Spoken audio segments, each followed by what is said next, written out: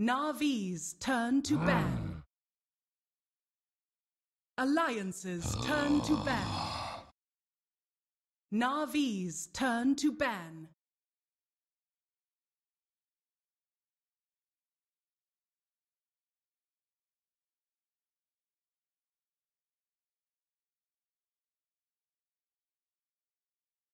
Ten seconds remaining. 5 seconds remaining.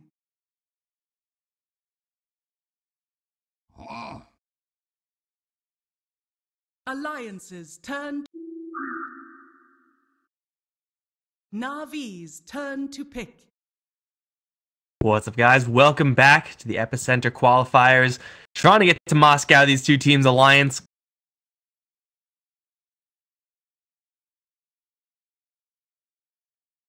Ten seconds remaining.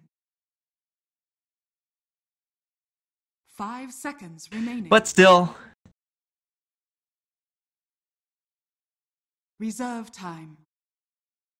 taking my advice to heart, they are 1-0 up above Alliance, and we have the same pick ban side thing as last game, so all's right in the world. Gonna have a game 1 rematch, perhaps. It looks a little bit like it. Io still the pick here for Alliance. And I do think that the hero is playable, but this is kind of just Alliance's biggest comfort zone. This is just what they like to do. This is what EGM does best. So you can't really blame them for going for this IO opening. But we did see a great portion of the IO's weakness in the last game. If you're prepared for the IO, if you pick it up this early, you run into some serious issues because your mobility, your global mobility as the IO, is significantly decreased. Your ability to save heroes is significantly decreased because Navi will just be looking for you. They'll have heroes that are mobile enough and have enough vision to chase you down so that you cannot yank your allies out of those bad engagements. This is a risk that Alliance are kind of going to be okay with. I mean, obviously, first picking the IO does have those risks, but if it means that you can play better as a team because you just like playing with an IO, so be it. We'll see what they can do with it this time. Navi going to throw out the draft of game 1 and look towards something completely different, doing some small parts because the Warlock is banned out right now, but I think the Treant Protector was actually in that Warlock's ban slot, so a little bit of a switcheroo there. Darkseer Treant Protector is an interesting opening for sure for the Navi side. They are able to, with these two heroes, apply a decent amount of pressure towards the safe lane. Now, Juggernaut is a hero that, perhaps more so than others, will be able to resist this. But still, when you're talking about Treant Protector, just right-click harassment, it's already pretty substantial. When you also have the Ion Shell on top of the Treant, then things can get pretty redonkulous up in that top lane. And of course, when you're not in the lane, when it's the mid game, when it's the late game, you're looking at Vacuum into Overgrowth. Those are just incredible tools to have. And for Navi, they have just the Darkseer. So Vacuum into, I don't know, perhaps a Disruptor pick. A fantastic hero to have up against an IO. Great with Darkseer. Wouldn't be all too bad for the Navi side if they want to kind of dip into that pool.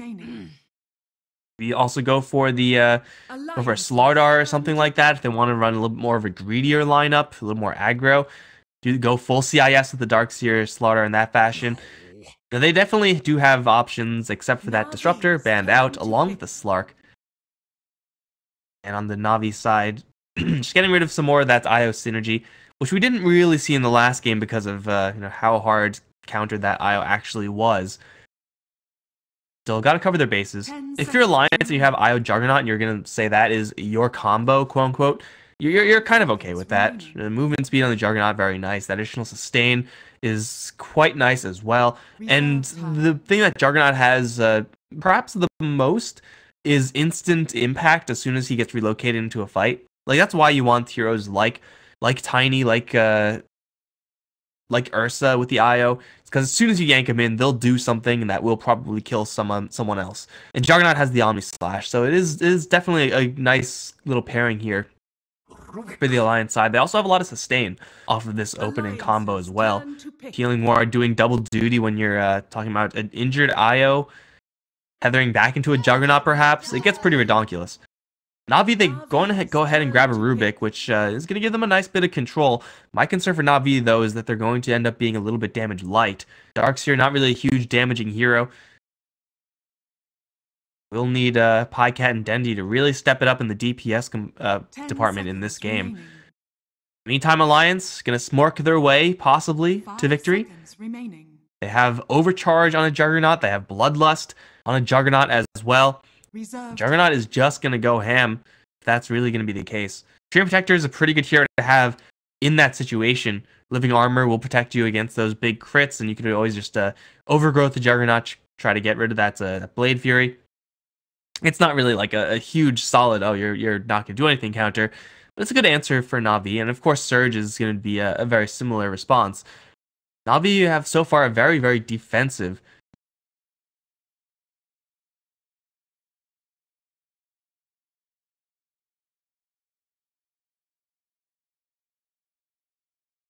for Na'Vi. They would want to have someone who's made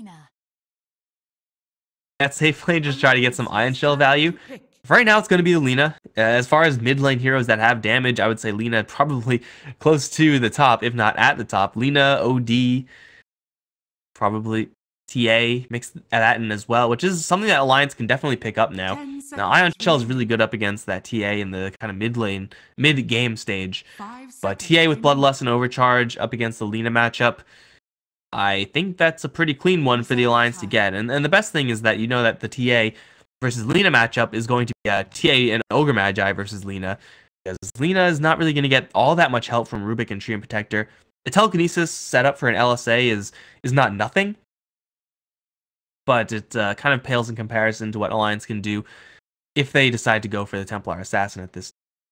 I do still think that this is kind of a necessity for the Na'Vi side. You know that Rubik and Treant Protector, they, again, aren't going to be really roaming around in the lanes. So that means your mid lane hero has to be self-sufficient. In this situation, you really don't want to be sacking Dendy, because, again, if you miss your mid lane hero, then you're just going to run out of damage. You just don't have any follow-up.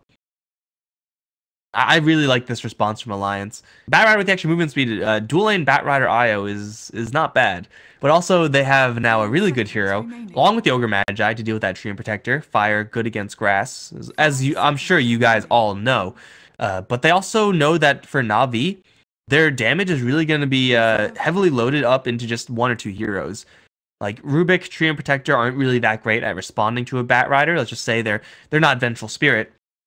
And Darkseer as well doesn't really have that much game up against the Bat. So if you're Batrider, you know that there's very, very easy targets to go for. And those targets are easy to go for and will have a very large impact should you pick them up with the lasso. Normally, I'm not really a huge fan of the Batrider. I feel like the hero is... I feel like as far as... On a scale of 1 to 100, where 100 is Lina and 0 is Meepo, I feel like Batrider is kind of like a 40. Like, 40 percentile of strength. That's just my opinion, though, man. In this game, it is definitely looking like an easy 75. 10 seconds remaining. No offense to the Meepo players out there. I know some teams love it. Abed Meepo is definitely a thing, but perhaps I'm biased. Who's a 0 nowadays? Underlord? Is Underlord a 0? He might be. I haven't seen him since the nerfs. Not a single time. Feels kind of bad, man. Na'Vi, take out the Sniper. Another hero that has a decent match versus the Lina. A little bit more of a hero that benefits off of that Bloodlust and the Overcharge and the kind of defensive aspect of the IO, the relocate out. Still, I would be worried if I was Na'Vi in their mid lane. Pycat Lifestealer to be taken out now as Alliance. Go for a Silencer. Ooh. This is interesting. This matchup is going to be okay-ish for the Silencer. Glaives of Wisdom spam is definitely a thing, but he does have to watch out for his movements. Thing is, when you're going for Glaives of Wisdom spam up against a Lina who has more range than you do, obviously you're going to be taking some right clicks before you deliver your right clicks of your own. And when you're throwing the Glaives, you're not moving, so the LSA is a little bit easier to land at that stage.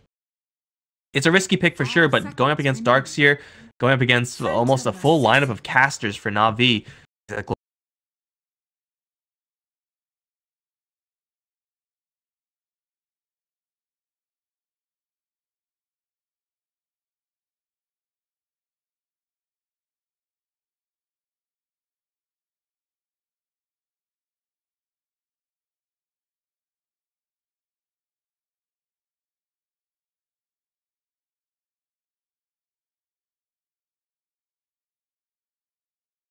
On Navi side, they're going to go for Phantom Assassin as their last pick. A lot of deeps. They needed someone to do the damage. Can't really blame him for going for this Phantom Assassin. Matchup-wise, seems like it's actually pretty good. Maybe a tough time up against the Bat Rider slightly, but the Blur is going to be an all-star up against Silencer and Juggernaut both. And again, it's a very similar situation to last game where Phantom Assassin is well, it was up against a Terrorblade in that case, but still up against just pure right-clickers. Juggernaut will be happy to get an MKB. Silencer, definitely a little bit less so. So I do like the last pick from Navi, although I do feel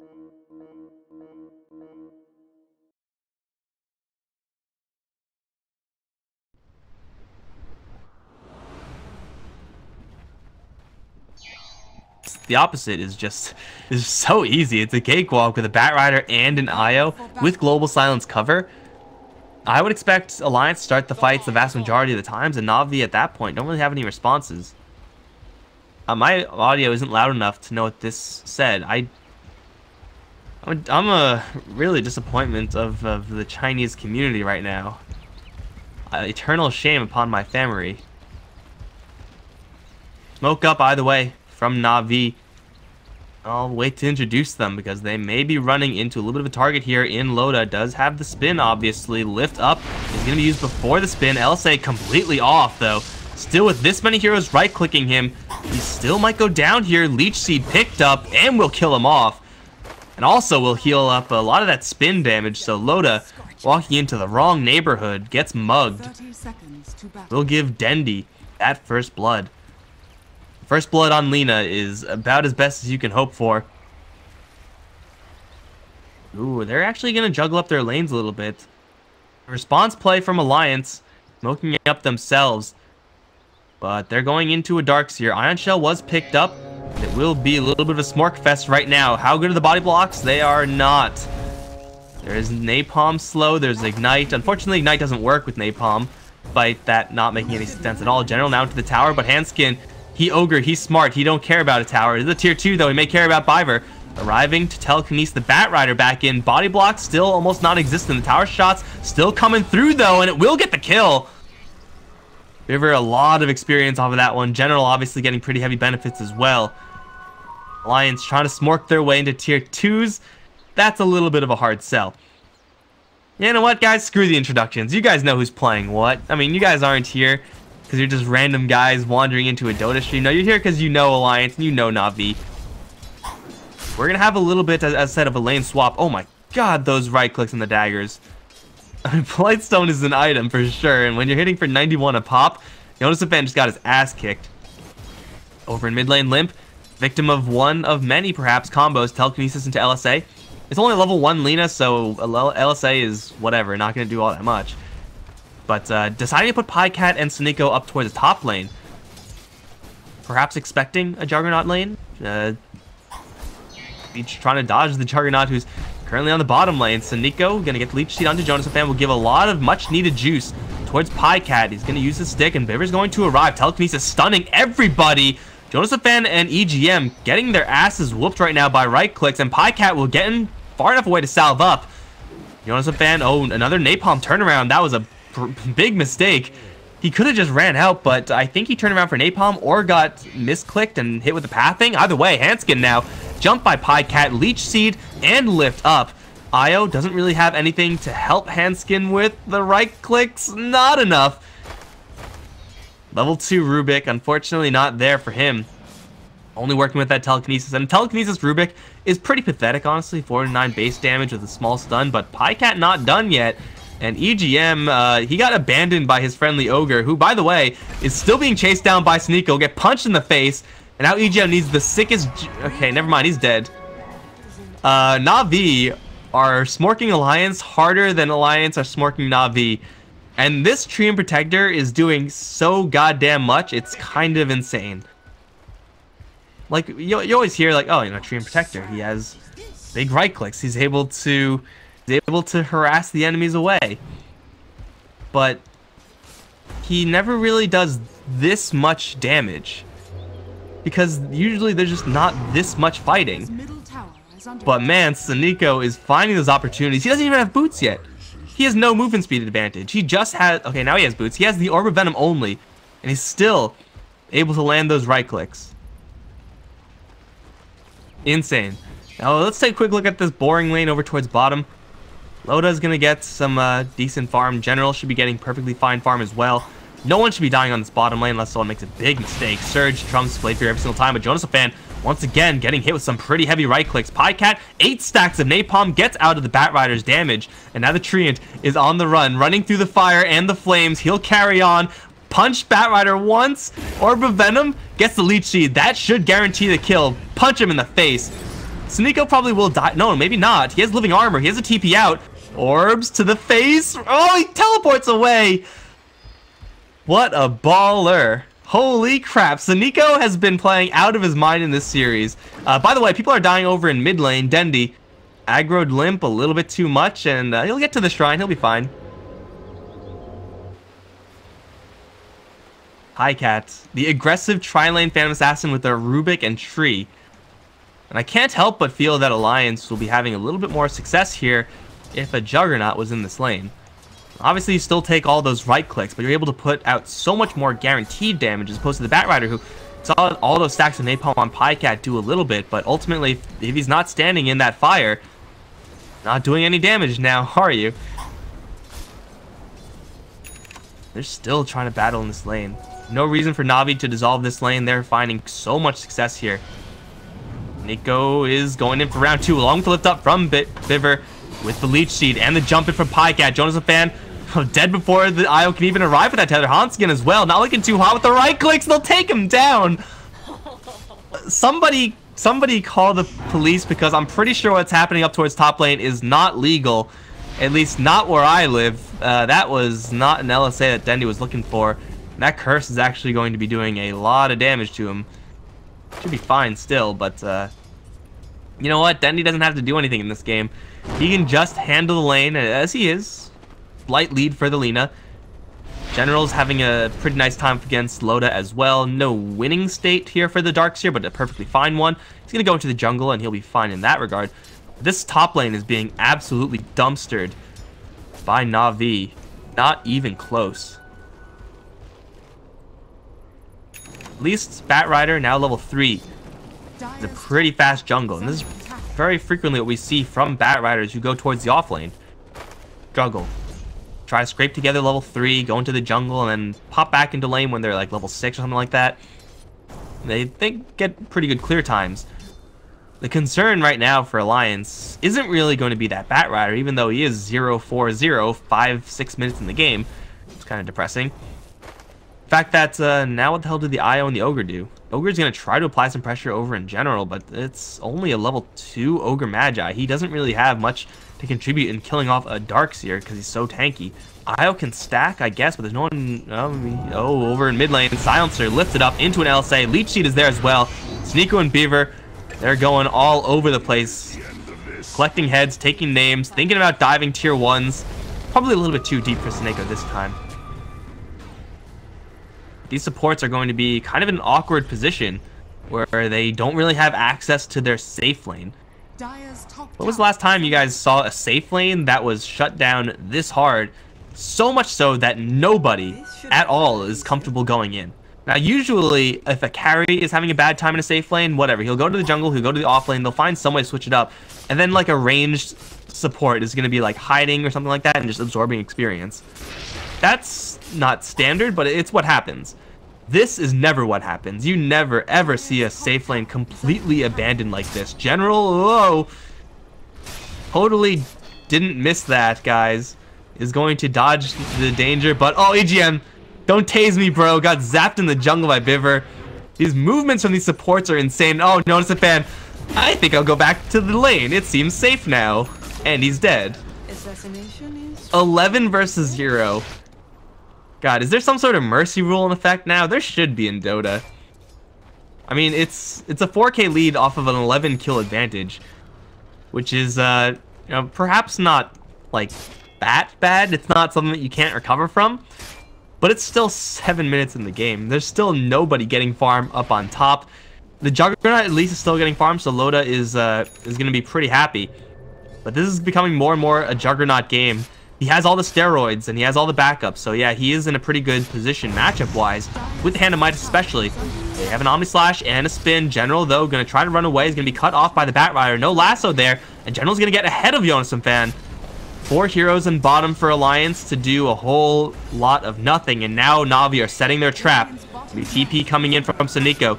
He's level 5 right now. He's still invis. Although his trees are kind of being destroyed right now, they still want to defend their structures.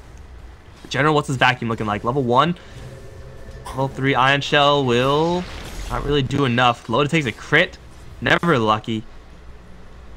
Will back off successfully. Na'Vi don't really get all that much.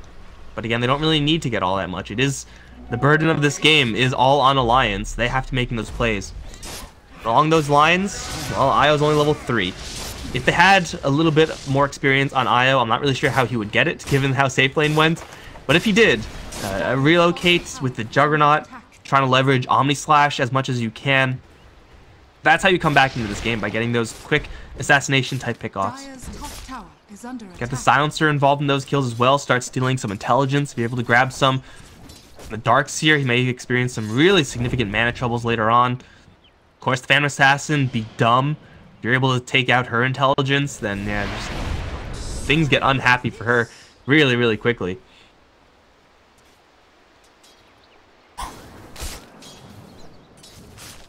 Right now, Na'Vi gonna look to hit the brakes a little bit. Pycat's gonna leave the top lane, give that over to Dendi. Double Nulls, looking for that Bloodstone buildup. On top of the net worth chart, despite being involved in the least action. That's mid lane farm for you right there. It's a favorable matchup as well. 2,500 Silencer, 38 for 12 versus the 63 for 8. Selena in the CS department. Nico's getting the advantage here. That rotate out of the mid lane, getting Dendi into the jungle. Jungling Lina isn't exactly a thing, but hey, you don't need to do it for that long, just until the Treant gets level 6, and he will have that very shortly. Alliance, they are power farming their Juggernaut. They will have steroids galore for this hero.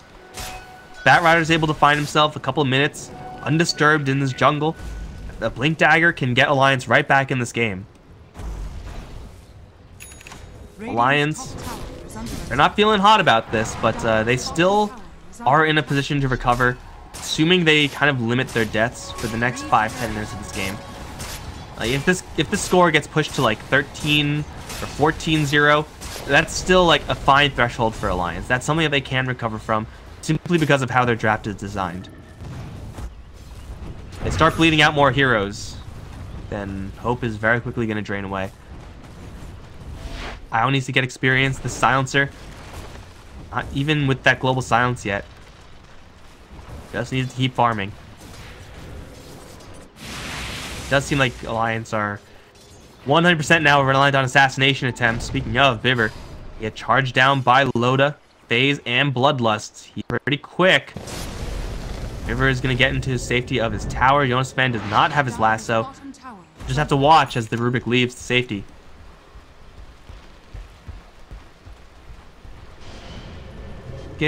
Will do the same. I don't think they saw him. Level 2 vacuum. Tower's still going to be beaten down. Treant Protector. The battering ram. Tower is under attack. Dire's structures are fortified.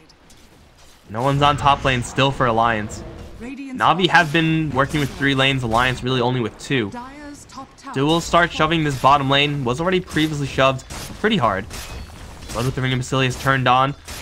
I just make an even tower trade. That is going to be pretty big for Alliance, although TPs are coming in. So Nico, go invis, give that armor to the tower. Overgrow. There is a deny threshold here, but he's going to walk away. Not really sure about that overgrowth, but for Alliance, it's a big trade. Losing your top lane tier 1 actually makes this lane a little bit more workable because the creeps are a little bit closer to a tier 2 instead of just a tier 1, so it's very, very difficult to dive that, at least compared to a tier 1. And it'll be an even gold exchange. And when you're behind, you want even gold exchanges.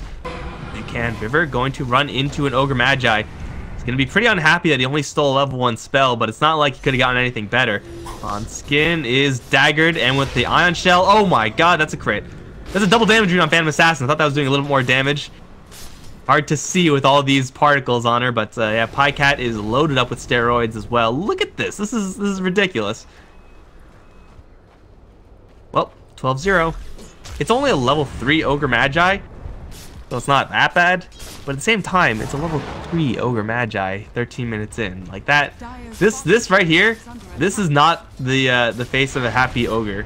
This is what sadness looks like. If you're ever playing Pictionary and you get sadness, just draw Ogre Magi with 679 net worth 13 minutes in the game. At least he has boots, right? We've seen worse. Tower will be destroyed on bottom, and this time no trade will be happening for Alliance. Na'Vi, Hand of Midas, number 1 being built up on the tree. Like that's gonna be it. Hand of Midas got 1 on the Silencer on the other end, 2 on the Juggernaut. So Alliance are definitely building up for the comeback.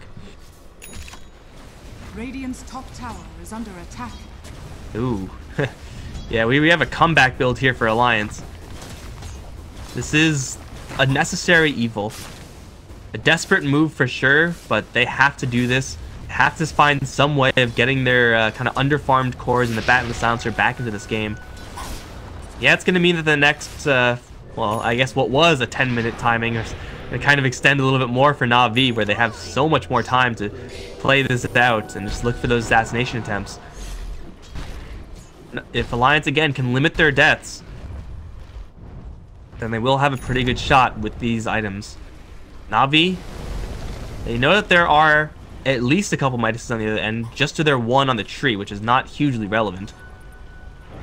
We'll have to keep this pressure up. We'll do just that with the smoke. Top lane, Pycat's pushing. Was actually a pretty vulnerable target up towards top, especially since Relocate on IO is available. GM's just chilling with Limp.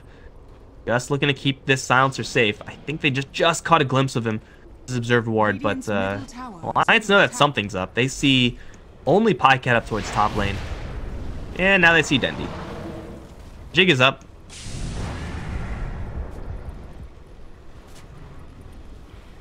Tower is not long for this world. Alliance starting with the split push. At least as best they can considering the circumstances. Juggernaut's still on top of the net worth chart. Very impressed by how Loda's just been able to dodge most of these really bad engagements. Keep himself farming. But oh, Io lifted up. This time he has no Glimmer Cape. And with the Laguna Blade, not sure if the Io deserved that, but you know, he's super dead. Tower and a kill. Using that lead to 6k. Are they looking for Roche now? Is the Desolator up? Almost up. He needs that courier to get back. Na'Vi can definitely look to do that. Just a little bit. This is not looking like a great game for Alliance, seeing as though the net worth experience making no real moves in their favor. But it's not really increasing in Na'Vi's favor as much as you would really expect. They don't really have the most snowbally of lineups. Darkseer does have a mechanism. He is very tanky, he's a very high level. But Darkseer, unlike a Sand King or a Centaur or a Clockwork, isn't really going to just be constantly laying it into you. This should make my life easier. These support the same thing for Na'Vi.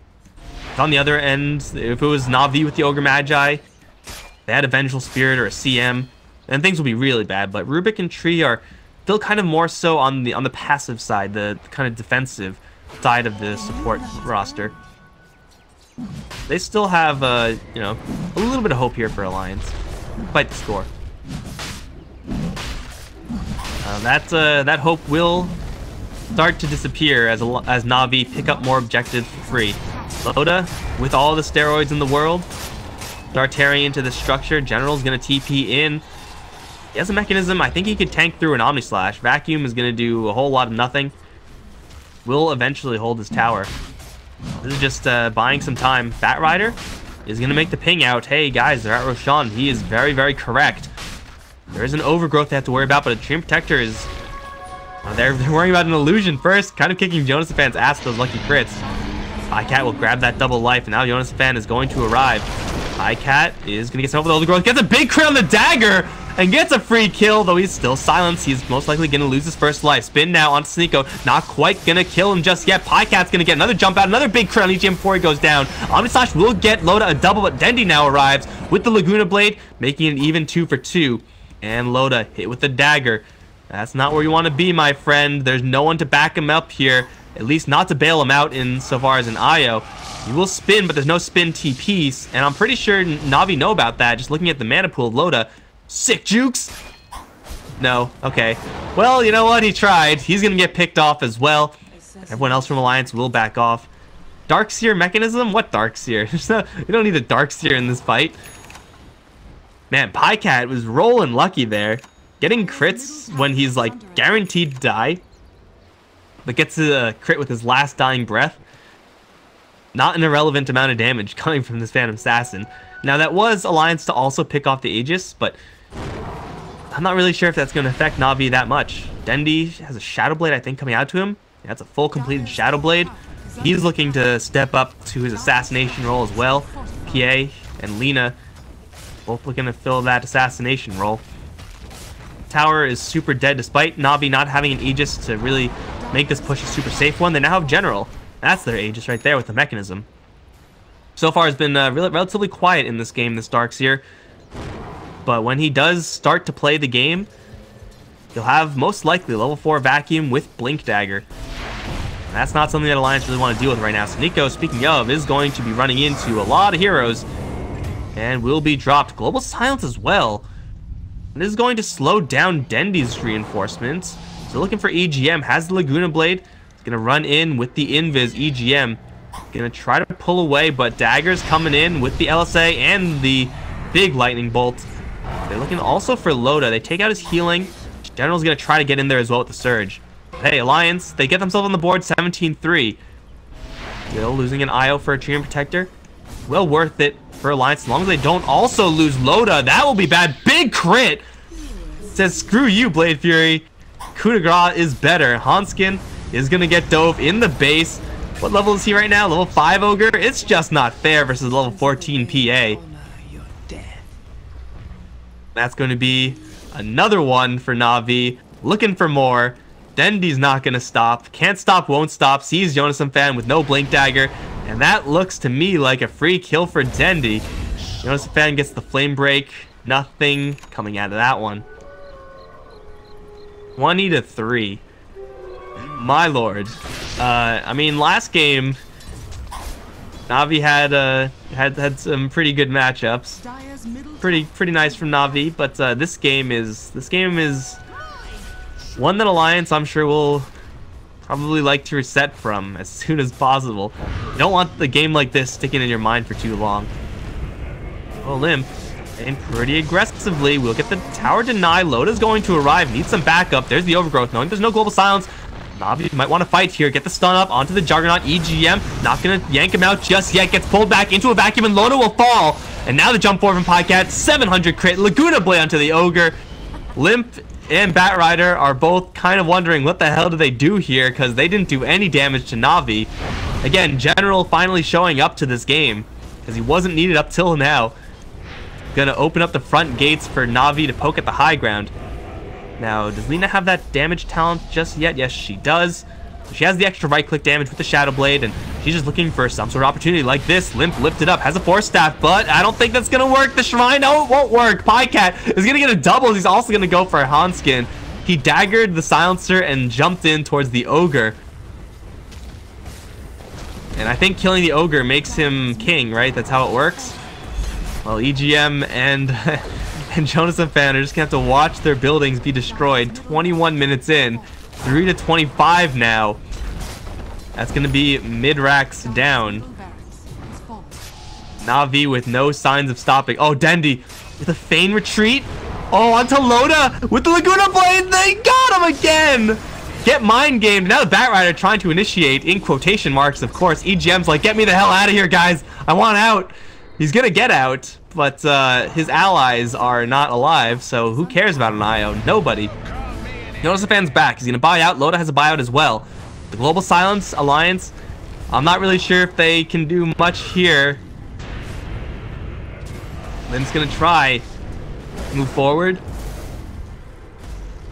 Still, Dendy has his eyes on the prize, and it will be the Phantom Assassin. Ready to jump into the drop of a hat. Dendy gets force staffed in. Big play if he can get out, but oh, actually no, Pycat wants in instead. He's like, oh, force staff her? Why not me? I want to fight. She's going to get 2. An Alliance, they use Global Silence to do, well, about half of HP worth of Dendy damage. Was, by the way, 28 Bloodstone charges. So even if he dies, pretty sure he doesn't care. Or stab. Oh, the LSA combo with the vacuum was perfect. Oh my god. Somebody please call the cops. Omni Slash is going to do very little versus General. He'll fall as well. 3-31. And that's going to be GG well played.